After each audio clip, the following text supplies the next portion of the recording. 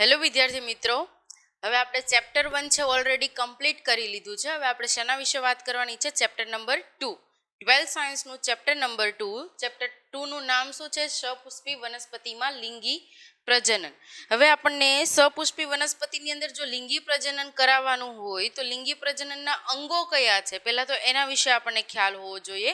તો એના વિશે ખ્યાલ આવે એના પહેલા આપણને એ ખબર હોવી જોઈએ એના કુલ અંગો કેટલા છે. તો આપણે થોડી એના વિશે વાત કરીએ.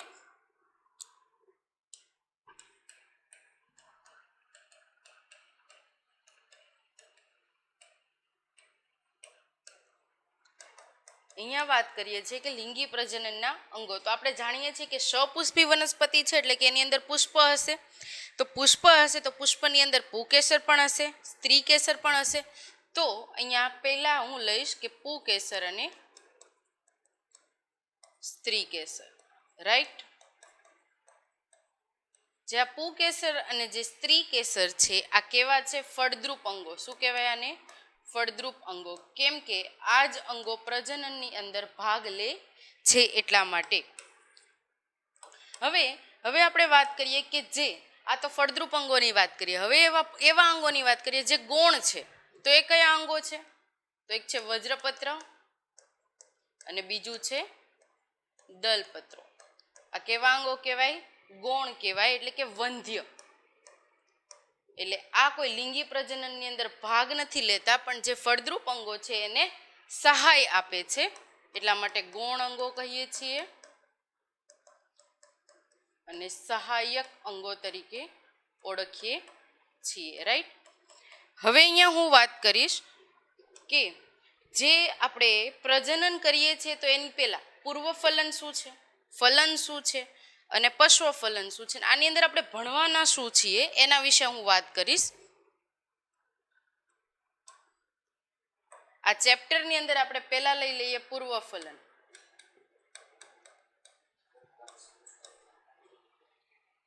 પૂર્વ ફલન એટલે શું? કે જે ફલન થાય છે એની પહેલાના જે અંગો છે એની અંદર શું આવશે? એટલે તો અંગોની અંદર તો પુકેસર આવ્યું. પુકેસરની અંદર શું આવશે?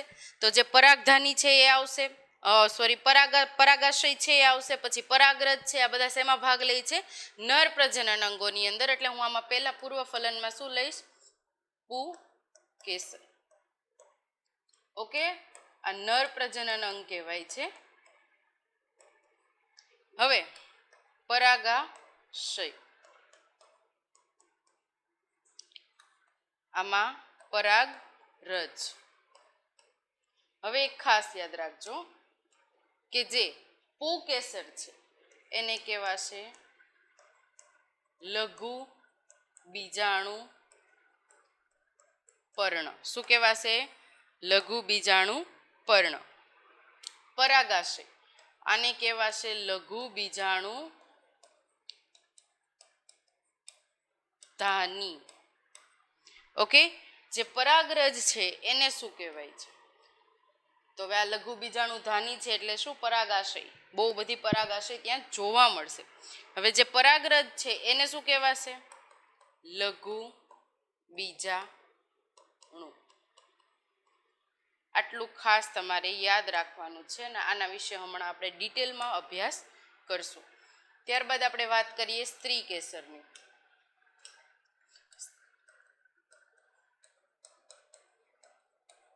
સ્ત્રી કેસરને બીજું કહેવાશે મહા બીજાણુ પર્ણ. ઓકે, શું કહેવાશે? મહાબીજાણુ પર્ણ. કેમ? આમાં પરાગાશય છે એવી રીતે સ્ત્રી કેસરમાં પણ કઈ હશે ને? તો શું હશે? આ મહાબીજાણુ પર્ણ છે તો મહાબીજાણુ ધાની પણ ત્યાં હોવી જોઈએ. તો બીજું શું આવશે?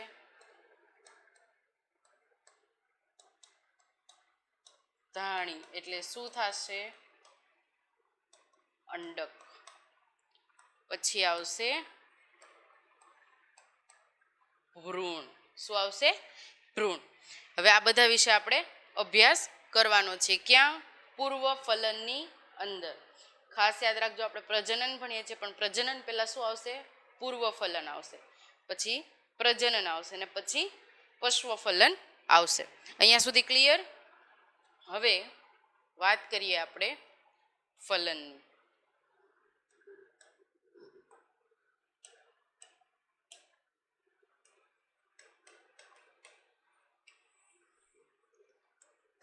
ફલનની અંદર આપણે શું ભણવાનું છે? તો ફલનની અંદર જોઈએ કે પરાગનયન. પેલું તો શું? પરાગનયન. આ શું કરે? પરાગનયન એટલે શું? જે પરાગરજ છે એને એક જગ્યાએથી બીજી જગ્યાએ સ્થાનાંતર કરાવશે. ક્યાં સ્થાનાંતર કરાવશે? ફોર એક્ઝામ્પલ પુકેસર ઉપર આપણને પરાગરજ જોવા મળે છે, તો એ સ્ત્રી કેસર ઉપર સ્થાનાંતર કરાવશે, એટલે જે ઉપરની સ્ટિગ્મા હોય છે ત્યાં સ્થાનાંતર કરાવશે. પછી આવશે પરપરાગનયન. ઓકે, પરાગનયન, પરપરાગનયન. હવે આ પરાગનયન અને પરપરાગનયનની અંદર પણ વાહકો આવેલા છે, એના માટેના અલગ અલગ અનુકૂલનો છે, તેના વિશે પણ આપણે અભ્યાસ કરશું. હું તમને અત્યારે એક સિનારીઓ આપું છું કે આપણે અભ્યાસ શું કરવાના છે. આપણને કન્સેપ્ટ જ ખબર નહીં હોય તો આપણે ડિટેલમાં અભ્યાસ શું કરીને કાંઈ મતલબ નહીં. તમે 1 by 1 ટોપિક ભણશો પણ એને તમે કોરિલેટેડ નહીં કરી શકો તો મતલબ નથી અભ્યાસ કરવાનો, રાઈટ? તો આપણને પહેલાં એક સિનારીઓ મળે છે અહીંયા કે આપણે શું ભણવાના છીએ એના વિશે. ત્યારબાદ આપણે જોઈએ કે આવશે બાહ્ય સંવર્ધન પ્રયુક્તિઓ.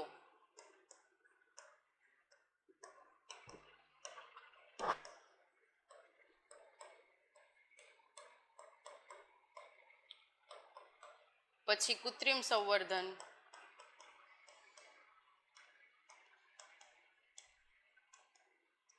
રાઈટ?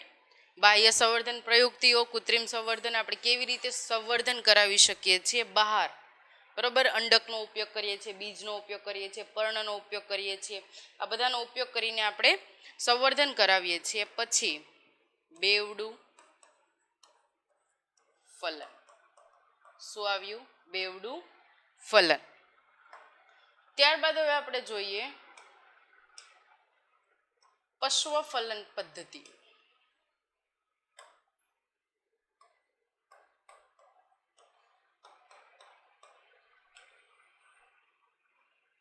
ફલન થઈ ગયું, હવે શું થશે? વિકાસ થશે. કોનો વિકાસ થશે? જે ભ્રૂણ બન્યું હશે એનો વિકાસ થશે. તો પેલું જ શું આવશે? ભ્રૂણ પોષ વિકાસ. ભ્રૂણના પોષણનો કેવી રીતે વિકાસ થશે, ભ્રૂણ એ કેવી રીતે લેશે? ભ્રૂણ પોષનો વિકાસ થઈ જાય ત્યારબાદ આવશે ભ્રૂણ વિકાસ, રાઈટ?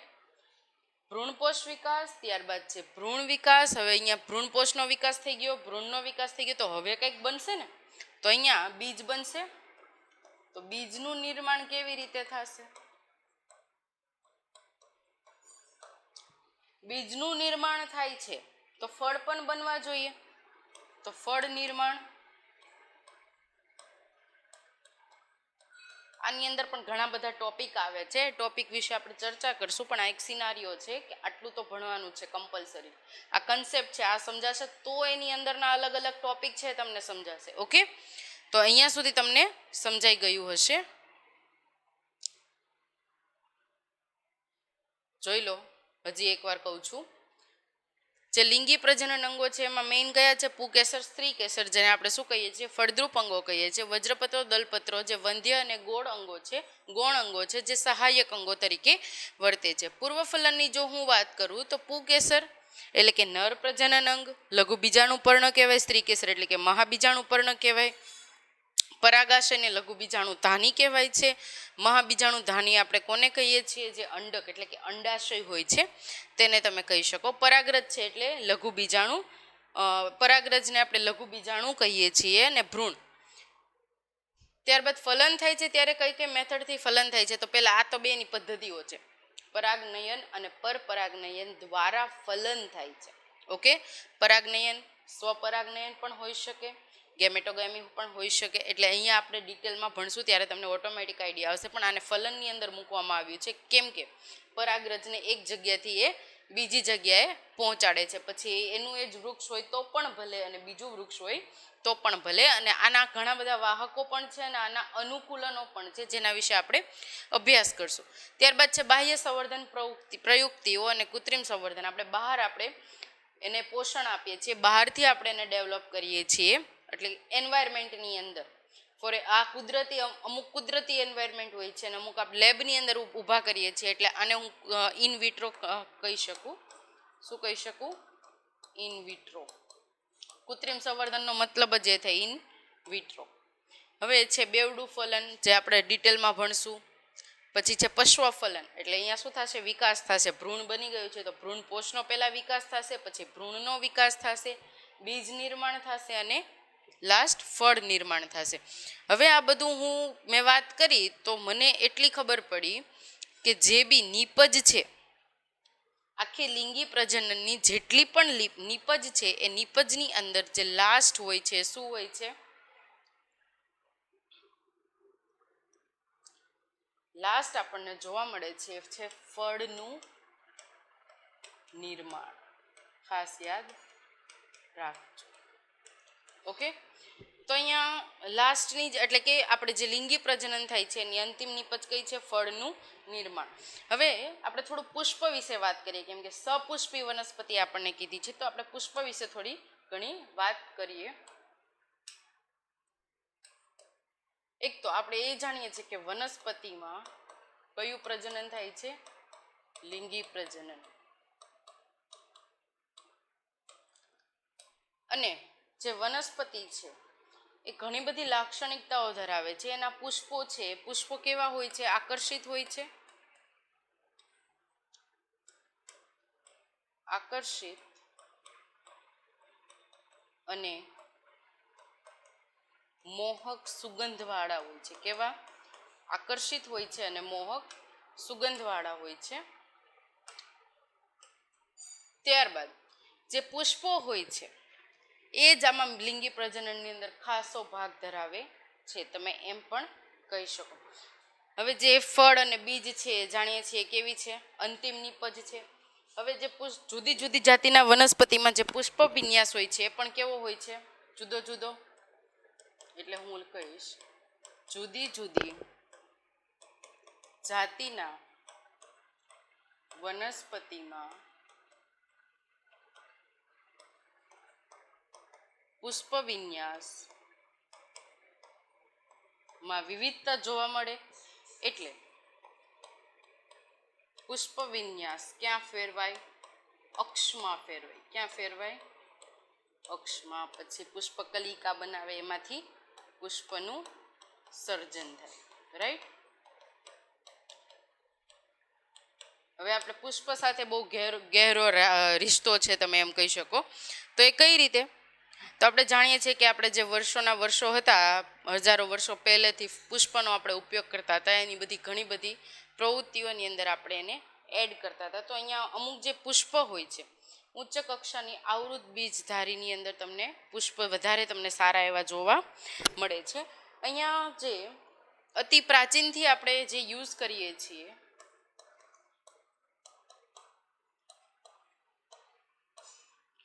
અતિ પ્રાચીનથી પુષ્પનો ઉપયોગ કરવામાં આવે છે, જાણીએ છીએ. રાઈટ. તો હવે થોડાક એના ક્રાઇટેરિયા પણ જોઈ લઈએ કે આપણે ક્યાં ક્યાં એનો ઉપયોગ કરીએ છીએ.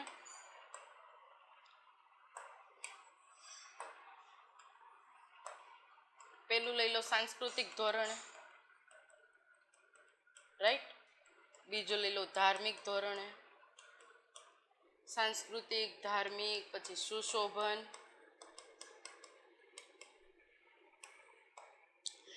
સાંસ્કૃતિક છે, ધાર્મિક છે અને સુશોભન છે, આપણે ઉપયોગ કરીએ છીએ. પછી છે સામાજિક,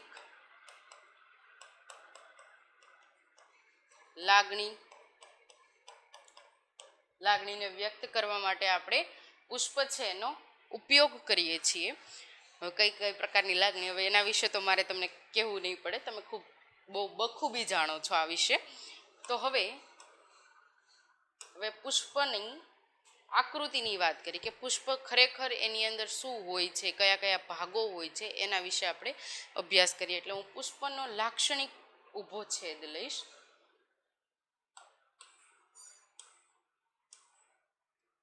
ઓકે, આ આપણી ફિગર છે. મેં અહીંયા શું લીધું,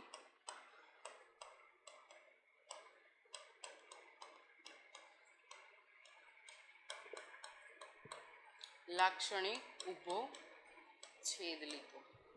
રાઈટ. તો તો હવે અહીંયા પહેલાં તો પુષ્પના લાક્ષણિક ઊભો છેદ લઈએ તો એની આકૃતિની અંદર શું આવે છે એના વિશે આપણને ખ્યાલ હોવો જોઈએ. તો પહેલે અહીંયાથી ચાલુ કરીશ. આ શું છે? પુષ્પદંડ કહેવાય. આને શું કહેવાય? પુષ્પદંડ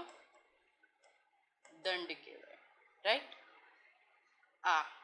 આને કહેવાય અંડાશય અથવા બીજાશય.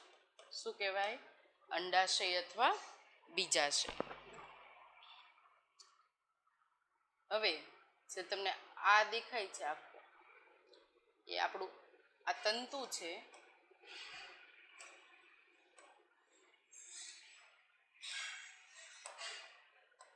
શું છે?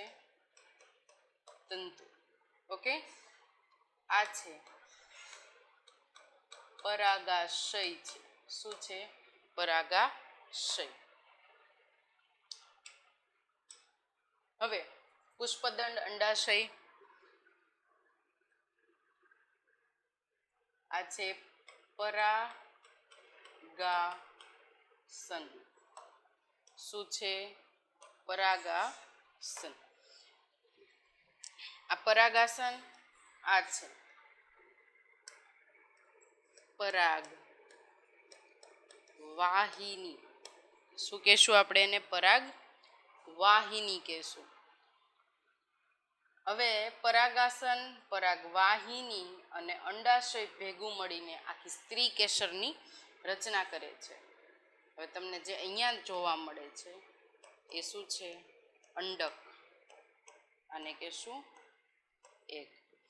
આને પોલેન ટ્યુબ કહેવાશે, સ્ટિગ્મા, સ્ટાઇલ, પછી filament. It is the known rectangles. હવે અહીંયા અલગ અલગ આપણને ટાઈપ આપી દીધા છે ઓલરેડી. ખબર પડી જ ગઈ છે કે આમાં પુકેસર શું છે, સ્ત્રી કેસર શું છે.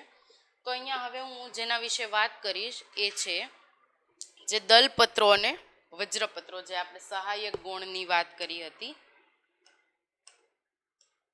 દલપત્રો ક્યાં છે? આને શું કહેવાશે? દલપત્રો એટલે પેટલ. આ છે વજ્રપત્ર એટલે સેપલ. રાઈટ. પરાગાસન. પરાગાસન કેમ? અને અહીંયા જો પ્રવર્ધો આવેલા છે. પછી પરાગવાહિની છે, લીસી અથવા રોમમય તમારે હોઈ શકે. હમણાં આપણે ડિટેલની અંદર ભણશું. હવે વન બાય વન આપણે જોઈએ. આની એક ફિગર આપણે જે રિયલ ઓરિજિનલ ફિગર છે એના વિશે હું અભ્યાસ કરાવીશ તમને. જો એન્થર એટલે શું થાય? પરાગાશય. શું થાય? પરાગાશય. ઓકે. ફિલામેન્ટ એટલે તંતુ. પેટલ અને સેપલ. આ છે વજ્રપત્ર અને આ શું છે? દલપત્ર. ક્લિયર અહીંયા સુધી?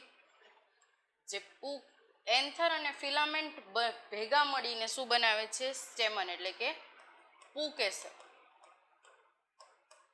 ઓકે. હવે વાત કરીએ આપણે સ્ટિગ્મા. સ્ટિગ્મા એટલે શું થશે?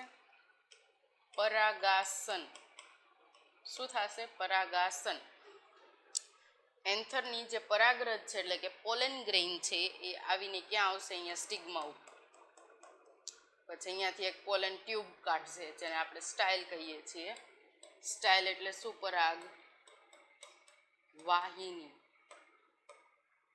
ઓવરી એટલે બીજાશય. તમે એને અંડાશય પણ કહી શકો. સ્ટિગ્મા એટલે કે સ્ત્રી કેસર, પિસ્ટિલ એટલે શું થશે? સ્ત્રી કેસર. તો તમારે એક વસ્તુ યાદ રાખવાની છે અહીંયા ખાસ, કે પુકેસર કેવી રીતે બને છે અને સ્ત્રી કેસર કેવી રીતે બને છે. ઓકે. તો જો હું પુકેસરની વાત કરું તો આપણે આગળ શું કીધું? એન્થર પ્લસ ફિલામેન્ટ. એન્થર એટલે શું થશે? પરાગાશય. રાઈટ. ફિલામેન્ટ એટલે તંતુ. આ બે ભેગા મળે ત્યારે સ્ટેમન બનાવે. શું બનાવે? સ્ટેમન. હવે વાત કરીએ આપણે સ્ત્રી કેસરની. સ્ત્રી કેસરની અંદર શું?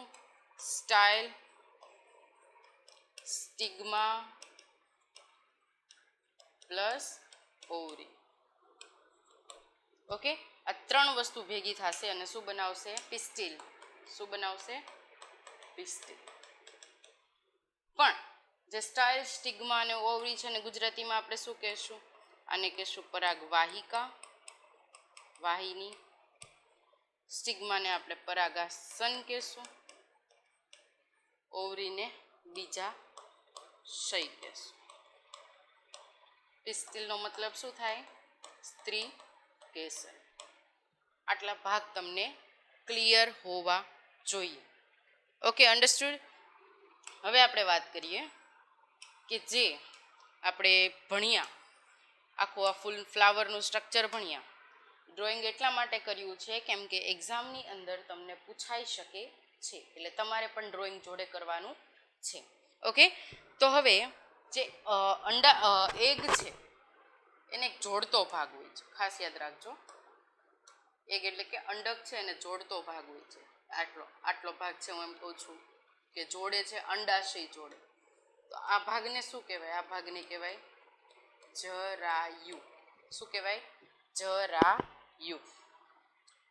હવે આપણે 1 by 1 આના પાર્ટ છે એ ભણીએ. અહીંયા પેલા છે પરાગાશય. શું છે? પરાગાશય. આ પરાગાશય દૂરસ્થ, ફૂલેલો, કોથળી જેવો ભાગ. ઓકે, દૂરસ્થ, ફૂલેલો, કોથળી જેવો ભાગ. પણ આની અંદર ભરેલું શું હશે? પરાગરજનો સંગ્રહ. શેની વાત કરું છું? પરાગાશયની વાત કરું છું. ક્લિયર? હવે વાત કરીએ આપણે અંડાશય. કોને કહેવાય અંડાશય? કે જેની અંદર આપણે જોઈએ કે ભાઈ ફૂલેલું, કોથળી જેવો ભાગ છે, જે કોની સાથે જોડાયેલો છે? પરાગવાહિની સાથે. રાઈટ? કોથળી જેવો ભાગ છે જે પરાગવાહિની સાથે જોડાયેલો છે અને જોડે શું ધરાવે છે? અંડક ધરાવે છે. એને આપણે શું કહેશું? અંડાશય. ક્લિયર અહીંયા સુધી? હવે જે દલપત્ર અને પુકેસર તંતુ, દલપત્ર અને પુકેસર તંતુ જો એકબીજા જોડે જોડાયેલા હોય તો એને શું કહેવાય? દલલગ્ન પુકેસર તંતુ. તો એક ટોપિક એના વિશે પણ આપણે વાત કરી લઈએ. પુકેસર તંતુ પ્લસ દલપત્ર જો એકબીજા જોડે કન્સેપ્ટ સમજવો વધારે જરૂરી છે.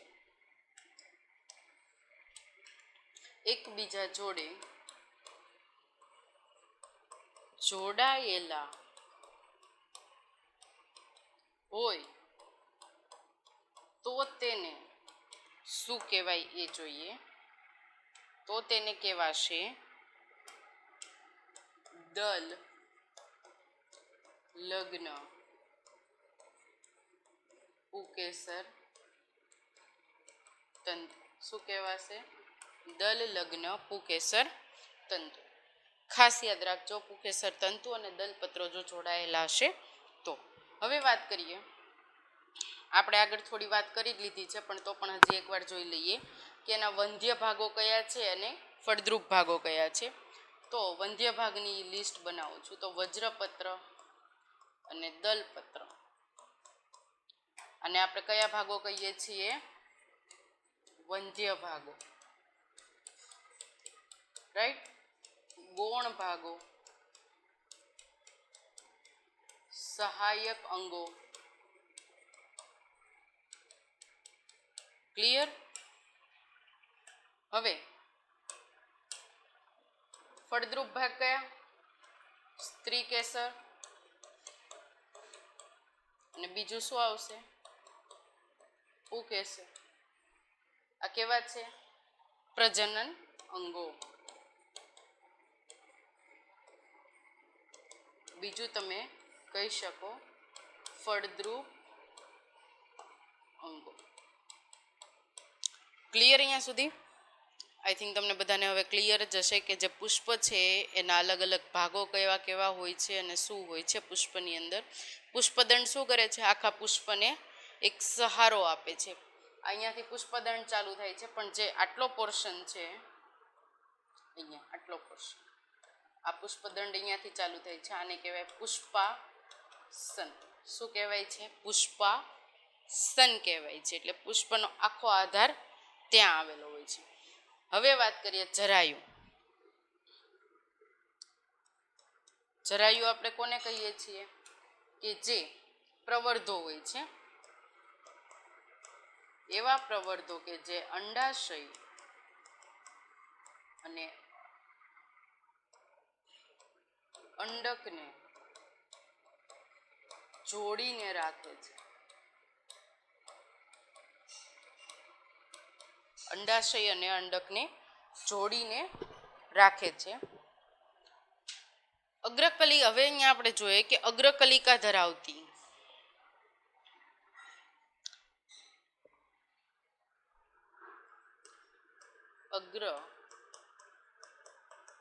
કલિકા ધરાવતી ટોચના ક્રમિક ટોચના ક્રમિક ભાગોને ની જે રચના છે એ પર્ણ સમૂલક ગણાય છે. આપણે દલપત્રો અને વજ્રપત્ર જોઈએ. વજ્રપત્ર આપણે નોર્મલી જોયું હોય તો કે ફ્લાવર હોય છે, ફ્લાવરની આ સાઈડ બે આવેલા હોય છે, બરોબર, અલગ અલગ. દરેક ફ્લાવરની અંદર એની જે સંખ્યા હોય છે એ અલગ અલગ હોય છે. પછી દલપત્રની અંદર પણ એમ હોય છે, દરેક ફ્લાવર વાઇઝ જે એની સંખ્યા છે એ પણ કેવી હશે? ના નંબર ઓફ અલગ અલગ હશે. સેપલ અને પેટલની વાત કરું છું. ત્યારબાદ હવે આપણે જોશું પૂર્વફલન ઘટનાઓ. શેના વિશે અભ્યાસ કરશું આપણે? પૂર્વફલન ઘટનાઓ, જે આપણે હવે નેક્સ્ટ લેક્ચરની અંદર જોશું. પણ એની પહેલાં તમારે આખો આ કન્સેપ્ટ ક્લિયર હશે, કેમ કે છોકરાઓ ક્યાં કન્ફ્યુઝનમાં આવીશ? સ્ત્રી કેસર અને પુકેસર. મેં તમને ઓલરેડી આગળ કહી જ દીધું છે કે કોને કહેવાય સ્ત્રી કેસર અને કોને કહેવાય પુકેસર, રાઈટ? જોઈ લો, હજી એકવાર કહું છું. પુકેસર કોને કહે છે? એન્થર અને ફિલામેન્ટ. તમારે ઇંગ્લિશ મીડિયમવાળા હોય તો એને ઇંગ્લિશ નામ યાદ રાખવાના છે, પણ જો ગુજરાતી મીડિયમવાળા હોય તો એને શું યાદ રાખવાનું છે? પરાગાશય અને તંતુ. ઓકે, પરાગાશય કોને કહેવાય છે? ફિગરની અંદર ઓલરેડી તમને બધું જ બતાવેલું છે. એકવાર એની જોડે કોરિલેટેડ કરી લેવાનું છે, એકવાર તમારે એની સાથે સરખાવી લેવાનું છે, એટલે તમને ઓટોમેટિક આઈડિયા આવી જશે કે પરાગાશય કોને કહેવાય, તંતુ કોને કહેવાય. આ બે ભેગા મળીને શું બનાવે છે? પુકેસર બનાવે છે. અને સ્ત્રી કેસરની વાત કરીએ તો સ્ત્રી કેસરની અંદર શું? સ્ટાઇલ, સ્ટિગ્મા અને ઓવરી જે બનાવે છે શું? પિસ્ટિલ, એટલે કે સ્ત્રી કેસર. પરાગવાહિની, પરાગાસન અને બીજાશય. તો આપણે નેક્સ્ટ લેક્ચરની અંદર તમને આટલો કન્સેપ્ટ સમજાઈ ગયો હશે, એટલે આપણે નેક્સ્ટ લેક્ચરમાં હવે સ્ટાર્ટ કરશું પૂર્વફલન. Thank you.